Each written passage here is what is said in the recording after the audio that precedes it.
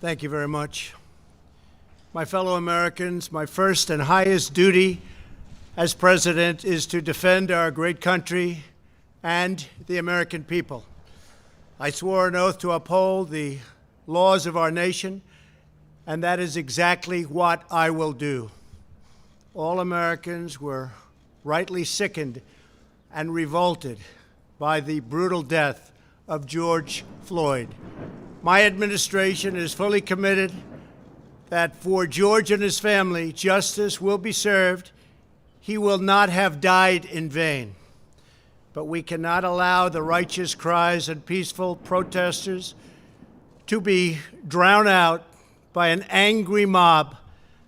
The biggest victims of the rioting are peace-loving citizens in our poorest communities. And as their president, I will fight to keep them safe. I will fight to protect you.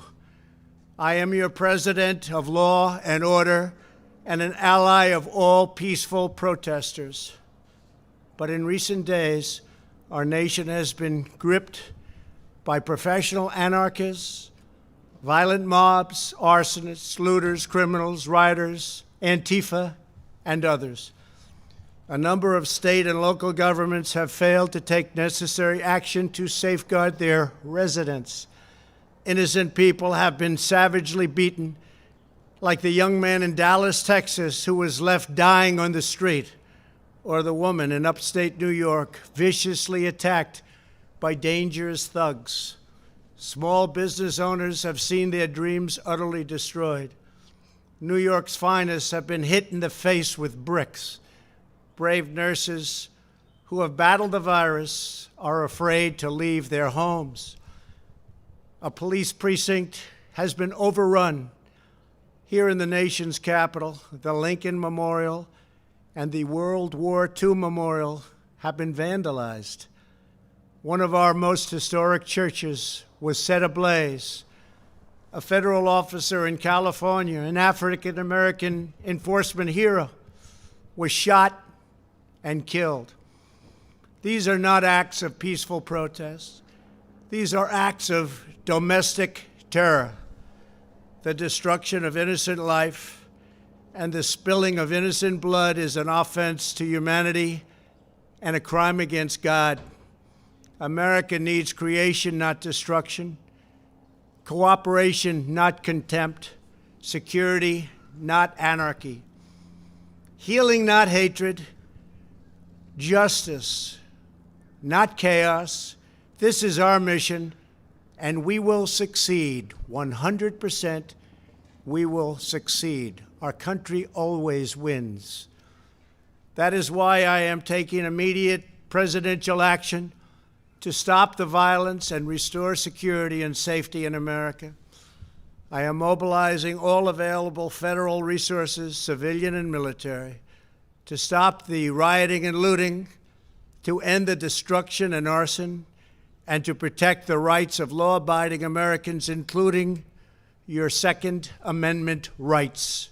Therefore, the following measures are going into effect immediately. First, we are ending the riots and lawlessness that has spread throughout our country. We will end it now. Today, I have strongly recommended to every governor to deploy the National Guard in sufficient numbers that we dominate the streets. Mayors and governors must establish an overwhelming law enforcement presence until the violence has been quelled. If a city or state refuses to take the actions that are necessary to defend the life and property of their residents, then I will deploy the United States military and quickly solve the problem for them. I am also taking swift and decisive action to protect our great capital, Washington, D.C. What happened in this city last night was a total disgrace. As we speak, I am dispatching thousands and thousands of heavily armed soldiers, military personnel, and law enforcement officers to stop the rioting, looting, vandalism, assaults, and the wanton destruction of property. We are putting everybody on warning. Our 7 o'clock curfew will be strictly enforced. Those who threaten innocent life and property will be arrested, detained, and prosecuted to the fullest extent of the law. I want the organizers of this terror to be on notice that you will face severe criminal penalties and lengthy sentences in jail. This includes Antifa and others who are leading instigators of this violence. One law and order, and that is what it is. One law. We have one beautiful law. And once that is restored and fully restored, we will help you, we will help your business, and we will help your family.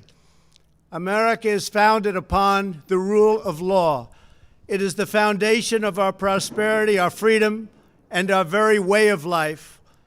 But where there is no law, there is no opportunity. Where there is no justice, there is no liberty. Where there is no safety, there is no future. We must never give in to anger or hatred. If malice or violence reigns, then none of us is free. I take these actions today with firm resolve and with a true and passionate love for our country. By far, our greatest days lie ahead. Thank you very much, and now I'm going to pay my respects to a very, very special place. Thank you very much.